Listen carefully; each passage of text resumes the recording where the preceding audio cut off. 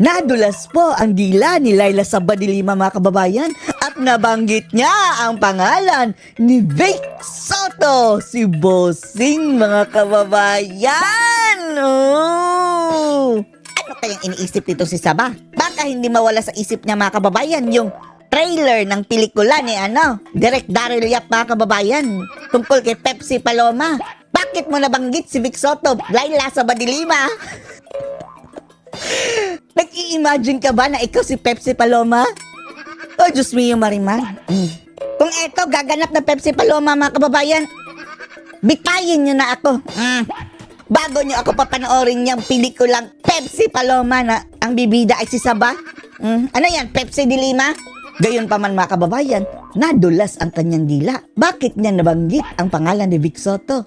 Panoorin nyo po. Nirate ka ba ni Vic Soto? Vic Soto. Vic Soto.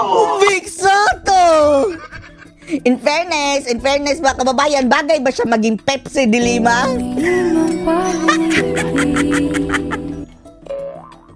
Ang asin ng mukha ni de Lima, mga kababayan. Saba! Saba! In fairness, mga kababayan, ang asim ng itsura, parang yung nakakain ng bagong pitas sa kalamansi, no? Pero bakit nga ba nabanggit niya ang pangalan ni Vic Soto, mga kababayan? Narito po, ha. It's slip of the tongue. Baka hindi siya makamove on doon sa trailer ng pelikula ni Direk Daryl Yap, mga kababayan. Nirate ka ba ni Vic Soto? Vic Soto. Vic Soto. Sino ba yung mga senador na publicly Nagkamali lang, mga kababayan. Kayo naman. Viral na viral kasi si Vic Soto ngayon. aggressively Okay, first, kinontra yung testimony ang ni Magay? naalala ko noon is Ang mga senador na mga kababayan na kumontra dito sa testimonya ni na Matubato at ni Las Cañas. Senator Dick Gordon. And then si other Gordon. members. Sila Senator Alan Peter Cayetano. Sino pa? And then Senator Ping Lacson. Ay hindi rin naniniwala kay Mr. Matubato. Yung mga testigo nila, mga kababayan, na basura, si Matubato at Las Cañas, hindi pinaniniwalaan ng mga senador. And then even the Senator Vic Soto. Vic Soto! Nadulas ang dila ni Saba, mga kababayan. AKA Pepsi de Lima. Bakit mo sinali si Vic Soto, Saba? Anong kinalaman ni Vic Soto dyan sa mga testigo mo? I'm sorry. Tito Soto. Si Tito Soto pala, mga kababayan. Hindi kasi mawala sa isip niya, mga kababayan, yung trailer ng Pepsi Paloma. Sabi niya, bagay kaya ako nito? Paano kung ako ang gagawa nito? Malamang, mga kababayan, yan ang iniisip niya. Di ba sexy yun si Pepsi Paloma? Kung si Saba ang gaganap, mabuti pa maggunaw na ang mundo. Sexy rin naman si Saba, di ba? Siksik! Yung Senate President noon. No, they're among those na publicly meron silang sinasabi about the testimony of Edgar Matubato that Hindi naniniwala, mga kababayan, ang mga senadong dito kay Matubato at Las Cañas. At kahit pa siguro si Vic Soto, mga kababayan, na totoong Vic Soto, kung tatanungin natin, nananahimik na yun eh. Dinamay-damay nito si Saba.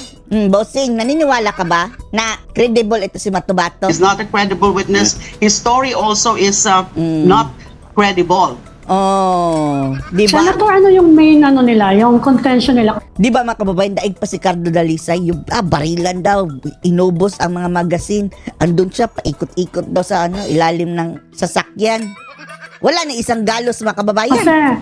Kasi si Ping Lacson, hindi naman yan, magaling yan na investigador eh.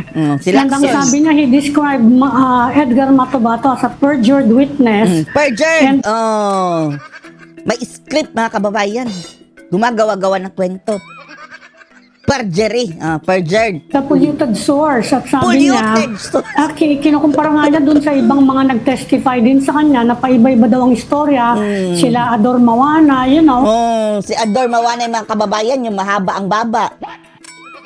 Mayroon pa nga, di ba sa noontime show, ginaya-gaya, Mr. Adorable.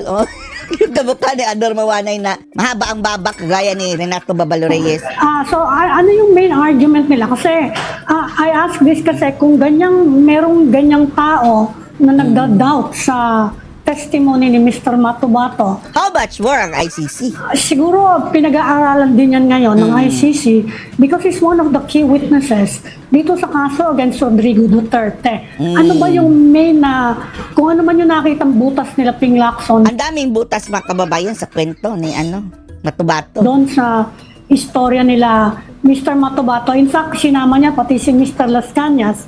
Sabi Pareho lang sila. Pareho lang din ang handler niyan mga kababayan. niya, perjured witness din yan. Ano yung main argument nila doon? Hindi ko na matandaan, Ana Marino, yung kung exactly ano yung mga specifics o mga particulars na meron silang issue with respect to credibility. Wala na kredibilidad yan. Kapag ang ICC mga kababayan, papaniwalaan itong mga si Matubato at Las Cañas. Hoy ICC, ngayon pa lang sasabihin namin magsarado na kayo. Bulok! Bulok lang ang naniniwala dyan mga kababayan. Kung laway lang, hinanapan, nasan yung katawan? Wala nga mapakita. Pero parang overall ano nila is that there are some portions of their testimonies, both Matubato and Las Cañas, na incredulous. Incredulous. Diyos mio. Siguro mga kababayan, sa isang sako na istorya niyan mga kababayan ni Matubato, ang totoo sako lang.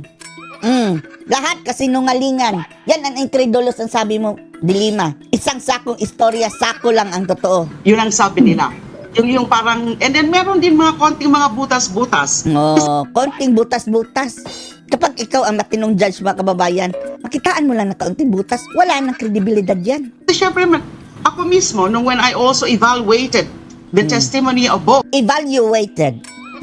meron din mga ilan-ilan na mga details na medyo may inconsistency. Pero hindi Pati si Saba mga kababayan, aminado na mayroong inconsistency. yung kabuuan. Natural naman yan eh. Because Now, kailan naging natural ang inconsistency? Sa korte precise. Dahil naghahatol ka ng tao beyond reasonable doubt. Kaya wala dapat butas mga kababayan dahil magkakaroon ng doubt. Ano ka ba, Saba?